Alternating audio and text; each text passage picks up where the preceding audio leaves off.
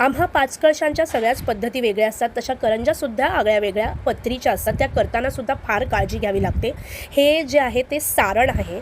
हे सारणसुद्धा करताना तांदूळ 3 दिवस भिजवून त्यांना वाळत घातले जातात आणि नंतर त्यांना वाटलं जातं आणि नंतर त्याच्यात थोडंसं कॉर्नफ्लॉवर तूप टाकून त्याचं सारण बनवतात आणि हे ज्या पोळ्या लाटल्या जो मैदा आहे तो सुद्धा कुटावा लागतो, त्यालाही खूप मेहनत लागते आणि नंतर या पोळ्या लाटायच्या. 3 किंवा 4 लेयर्स जसे तुम्हाला पाहिजेत तशी पत्री हवी तसे ते लाटायचे आणि नंतर त्याला रोल करून छान या लाट्या पाडल्या जातात. अगदी हलका हात वापरावा लागतो, कारण काही त्या लेयर्स ज्या आहेत किंवा ज्या पाऱ्या आहेत, पत्री आहे, त्याला कुठेही धक्का नाही बसला पाहिजे. हे बघा, हे छान असे लेयर्स दिसतात. आता ही लाटी लाटताना सुद्धा खूप काळजी घ्यावी लागते. फार हलका हात वापरावा लागतो तेव्हा ते दिसतात. आणि ही करंजी हे बघा, हे दूध लावून ती लॉक करणार आहे मी.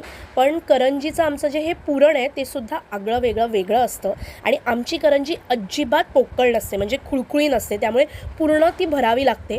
हे जे पुरण आहे त्याच्यामध्ये सुकं खोबरं, खसखस, पिठी साखर, चारोळ्या, बेदाणे म्हणजे मनुका असं सगळं वापरून ते पण जरा वेगळं असतं आणि त्याची टेस्टसुद्धा छान येते.